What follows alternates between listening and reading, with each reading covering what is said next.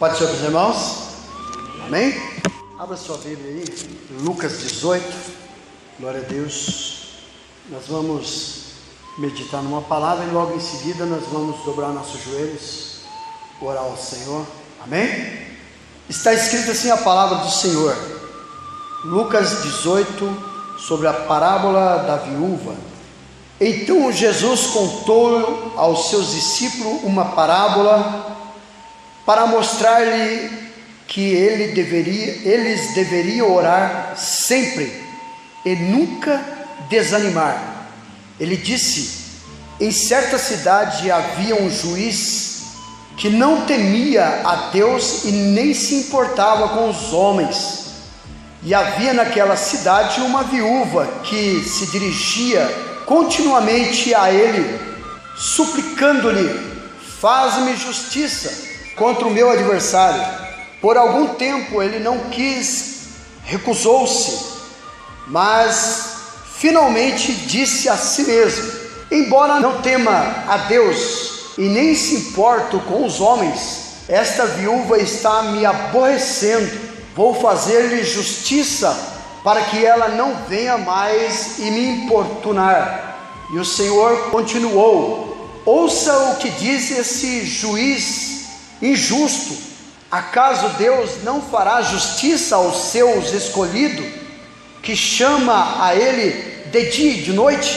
Continuará fazendo-o esperar? Eu digo a vocês que ele lhe fará justiça e depressa. Contudo, quando o Filho do Homem vier, encontrará fé na terra?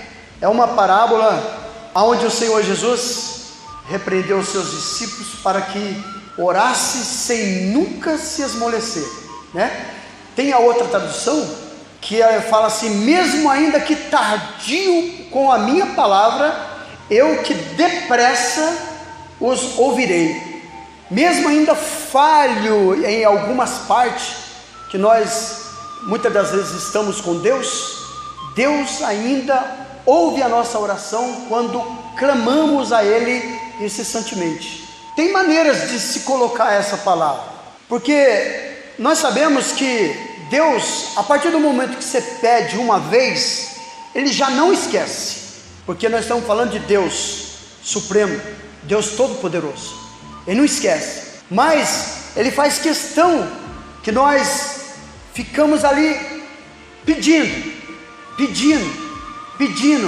porque sabe que ao pedir nós estamos mostrando que ainda estamos com fé, que Ele pode fazer alguma coisa a qualquer momento. Então, aí nós temos que tratar com o nosso eu, o filho obediente. Ele ainda nos ouve, mesmo ainda na desobediência, mas Ele quer que nós obedecemos Ele, para que Ele possa realmente dar com gosto.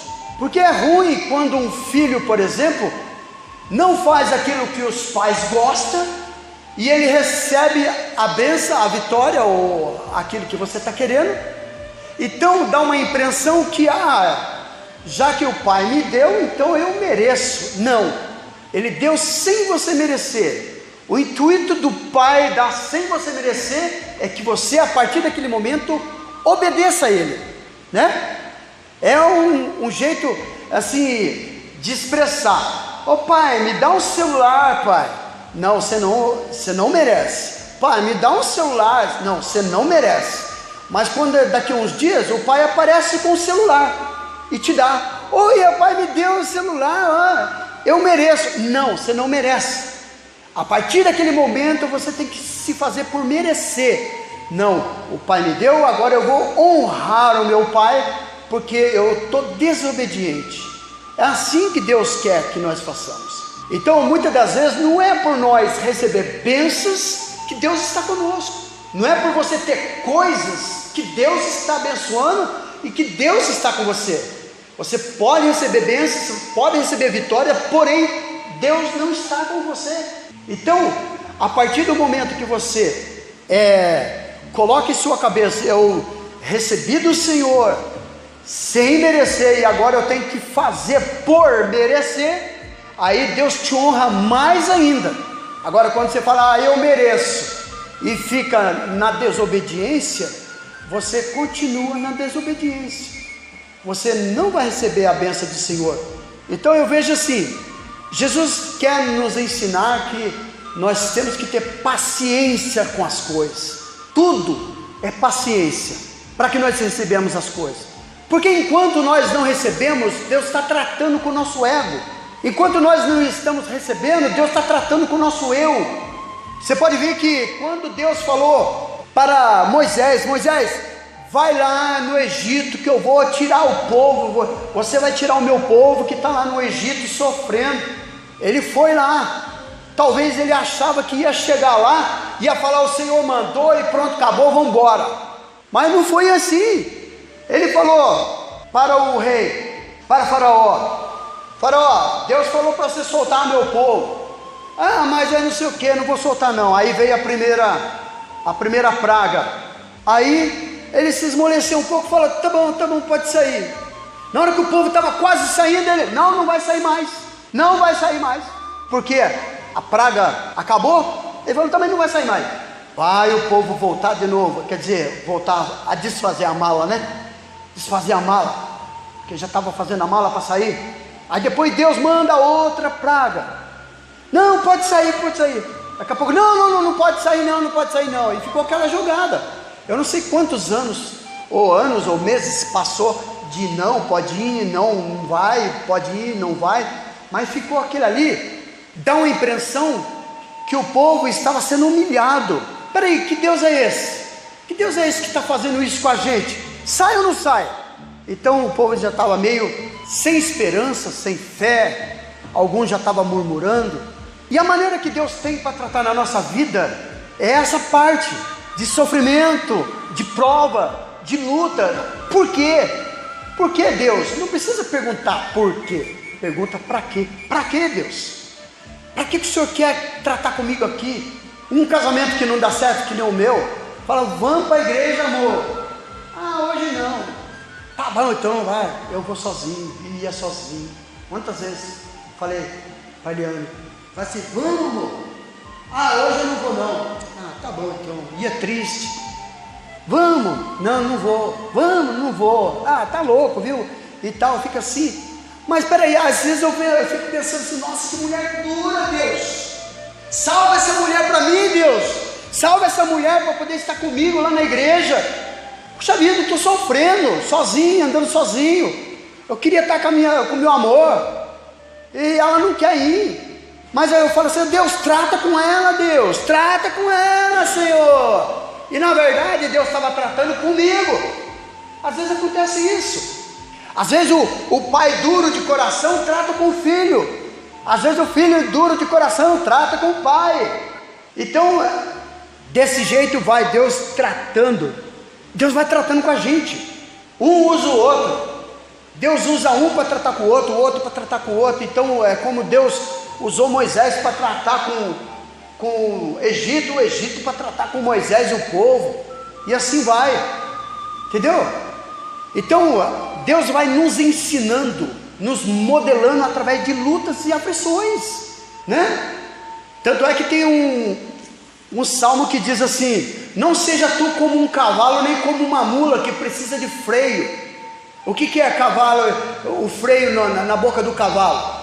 Porque o freio na boca do cavalo conduz ele para onde o dono quer. E o que a palavra está dizendo sobre cabresto? É prova, é luta. Através da luta conduz você a ficar de joelho, a buscar mais a Deus, a ter consciência. Por que eu estou passando essa luta? Por que eu estou passando essa aflição? Será que não é para mim buscar Deus? Será que é para mim não joelhar e buscar mais a presença de Deus? Se empenhar mais na obra? A minha filha esses dias falou um negócio que, por mais que eu preguei várias vezes sobre deserto, ela falou assim, pai, eu descobri um negócio que, por que o povo ficou 40 anos no deserto? Porque o povo vivia murmurando, vivia reclamando, se prostrando diante de outros deuses. Aí, pai, sabe o que eu entendi? Que quando a luta vem na nossa vida, e a gente reclama, deixa de orar, deixa de buscar, a gente retarda os nossos dias, a gente retarda a nossa saída do deserto. Não casa certinho? Quanto mais eu reclamo, mais o deserto se enfia, porque a minha cabeça começa só a pensar em coisas negativas, só em coisas erradas, só em coisas que Deus podia fazer e não faz. Tem o salmista, acho que é o salmista Davi, no Salmo 13, ele fala assim: até quando, Senhor, eu lutar contra os inimigos? Até quando, Senhor Deus, eles vão caçoar da minha cara? Até quando, Deus? Só perguntando até quando, até quando, até quando. Depois ele caiu em si e falou: peraí, independente dele ouvir a minha oração ou não ouvir a minha oração, eu preciso do Senhor, eu preciso estar na presença do Senhor. Então eu vejo assim, irmãos, que quanto mais você se enfiar na obra de Deus, nas coisas de Deus, mais bênção virá sobre a nossa vida. Quanto mais você louvar, mais bênção virá sobre a sua vida. Aquela frase que diz: quem canta os males espanta, isso é certo. Se é provérbios do mundo, eu não sei, mas todos os provérbios do mundo tem um provérbio dentro da Bíblia que encaixa com essa palavra. Se você ver a parte de Paulo e Silas, né? Depois de ter sido chibatado, levado chicote nas costas, perto da meia-noite, Paulo e Silas louvava e cantava louvores ao Senhor. O que aconteceu? Veio um terremoto, abalou as estruturas daquele lugar e abriu as portas da prisão. Então veja, irmão, que no lugar da reclamação tem que ter a oração, né? E Números também fala sobre, não sei se é Número ou Êxodo, fala sobre a água amarga, que quando eles, depois de 3 dias que ele atravessou o mar, estava com sede, e o que eles encontraram para beber? Água amarga. Só que começaram a reclamar: tá louco, Moisés, água amarga não dá para beber. Enquanto ele estava reclamando lá, Moisés foi do lado e orou a Deus. É o que a gente tem que fazer, irmão. Em vez de reclamar, orar, porque Deus dá. Eu vejo assim que algumas partes, que nem o salmista fala, que nem sempre Deus ouve, atende a nossas vidas, mas nós chegamos a uma conclusão que, independente dele ouvir ou não, nós temos que seguir à frente, seguir adiante. Independente de Deus ouvir a oração na hora ou não, nós temos que prosseguir. Isso se chama fé, entendeu? Eu não estou vendo resultado nenhum, mas estou orando, não estou desistindo. Deus não gosta de pessoas que desistem. Hebreus 10, versículo 37 diz: o que há de vir virá e não tardará, porém eu não tenho prazer naqueles que retrocedem. A minha alma não tem prazer naqueles que retrocedem, aqueles que voltam para trás, aqueles frouxos, que qualquer provinha já está se esmolecendo todo e não está, não vou mais cantar, não vou mais pregar, não vou mais para a igreja, não está adiantando nada ir para a igreja. Então nós blasfemamos contra Deus com essas palavras, né? Romanos 2:27 fala assim: por causa de vós o nome de Deus é blasfemado entre os gentios. Muitas das vezes, por causa das nossas atitudes, não fazer as coisas certas, nós fazemos com que outras pessoas blasfemem de Deus, ou falam mal de Deus. Você já viu crente ser repreendido por um católico ou um macumbeiro? Ué, mas você não é crente? Está ali a pessoa ali, não sei o que, reclamando, perto de um macumbeiro, não sei o que, peraí. Aí o macumbeiro fala assim: você não acredita em Deus, não? Ué, você não é crente? Nossa, que pancada. Ou uma pessoa ímpia qualquer, não sei o que, vida, né, não sei o que, não arruma serviço. Ué, mas você não tem fé? Você não é crente? Então nós pensamos assim: peraí, onde nós estamos errando? Continuar a oração, irmãos. Continua em oração, Continua buscando. Eu não fazer que nem Thomas Edison. Thomas Edison e foi quem inventou a lâmpada, né? Eu fiquei sabendo que o Thomas Edison tentou fazer ligar uma lâmpada 1.500 vezes. 1.500 vezes ele tentou ligar uma lâmpada. Estourava, queimava. Ia lá, ligava na tomada, puf! Aceitava, ajustava, puf! Ia lá de novo e puf! Imagina só 1.500 vezes, irmão.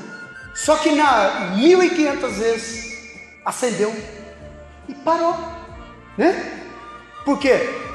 Ele foi adiante. Não estava dando certo, ele falou, não. A hora que você acertar onde você está errando, você é vitorioso. E nunca mais você erra naquilo ali. Nunca mais erra. E eu sempre falo assim, quando nós estamos passando prova, é porque ainda não compreendemos. Porque a partir do momento que nós compreendemos, não passa prova. Hoje em dia, as provas que eu passo tranquilo, porque eu já passei provas terríveis. Então, as provas que eu passo hoje é fichinha, é tranquilo. Mesmo que doa um pouquinho, eu sei que eu vou vencer, porque eu venci a primeira vez. Nós temos que pensar isso. Eu fico imaginando o outro lá que inventou o avião 14 bis, né? Se eu errar, você me fala, mas acho que é 14 bis. Foi o primeiro avião. Eu vi uns documentários deles lá assim, e vi eles pedalando uma bicicleta e a asa fazendo assim, e quando chegava na ribanceira caía. Eu imagino quantas vezes ele não quebrou o braço, a perna, se machucou, até que um dia ele e voou tranquilo. Então é dessa maneira as nossas vidas. Você tem que ir caminhando até esse dia, até ter luz perfeita, que nem, eu acho que é Isaías 61, caminhando até esse dia perfeito, até a luz brilhar, porque enquanto nós vamos aprender, a gente passa lutas, passa aflições, e às vezes Deus faz com a gente a mesma coisa que eu fiz com a minha filha uma vez. Minha filha, ela estava começando a andar, ela estava gatinhando assim na cozinha, e em cima da mesa estava o filtro de água, né? E não tinha uma cadeira perto, estava mais distante. Aí ela chegou assim, gatinhando, segurou no pé da mesa, pegou o copo e fez um sacrifício para poder pegar a água. A mão não alcançava, e esticava, e eu lá só olhando assim. Aí a Eliane chegou e falou, nossa, que pai ruim que você é. Tá vendo a menina lá sofrendo, querendo tomar água, e você não faz nada? Eu falei, fica quieto. Aí, daqui a pouco ela foi, pegou a cadeira assim, foi arrastando a cadeira, até chegar aqui, e subiu com o maior sacrifício. Aí foi assim no biquinho lá e pegou a água. Falei, olha, a nossa filha é inteligente. Então, da mesma maneira que nós, a Bíblia mesmo diz, da mesma maneira que vós cuida dos vossos filhos, assim também cuido eu de vós. Às vezes nós estamos com dificuldades para entender ou compreender alguma coisa. Nossa Deus, por que o Senhor não me ajuda? Nossa, para o Senhor é tão fácil. O Senhor abriu o mar e não arruma um serviço para mim? O Senhor fez a água transformar em água doce e não arruma um serviço para mim que é fácil? Então, Deus quer que você use estratégias. Peraí, se não está aparecendo esse serviço, eu vou fazer o outro serviço. Se não está aparecendo esse, eu vou fazer o outro. Alguma coisinha eu vou fazer. As coisas acontecem assim, irmão, do nada. Deus abençoa do nada. Uma certa mulher que tinha um lugar onde vendia torta, só que era só um sabor, era só torta de morango. E chegou um camarada lá falando assim, eu quero uma torta de maçã. Ela falou assim, sinto muito, moço, mas aqui a gente não faz maçã, a nossa especialidade é morango, mas eu quero uma torta de maçã. Ela falou, não, aqui é só morango. Tá bom, me dá uma torta de morango. Aí quando foi na outra semana, o cara chegou lá e falou, moça, me dá uma torta de maçã. Ela, eu já falei para o senhor esteve aqui semana passada, a nossa especialidade é torta de morango, mas eu quero comer uma de maçã. Ela falou, então a próxima semana você vem e eu vou fazer uma exclusiva para você. E realmente ele foi na outra semana, e a torta de maçã estava na mesa dele lá, levou lá. Aí o rapaz do lado falou, que torta é essa? De maçã. Olha, eu também quero. Ó, tem de maçã? Também quero. Ela falou, ai meu Deus, estraguei tudo, né? Aí o povo começou a pedir bastante torta de maçã,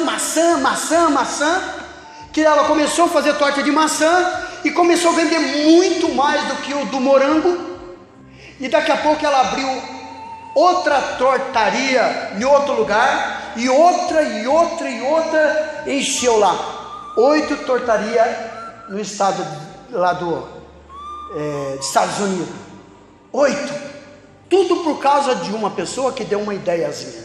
Às vezes uma ideiazinha, que você parece ser supérflua, falei certo? Supérflua, é aquilo ali que é o ponto X.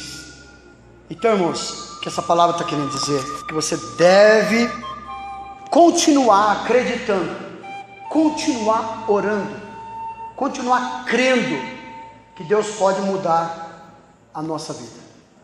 Amém?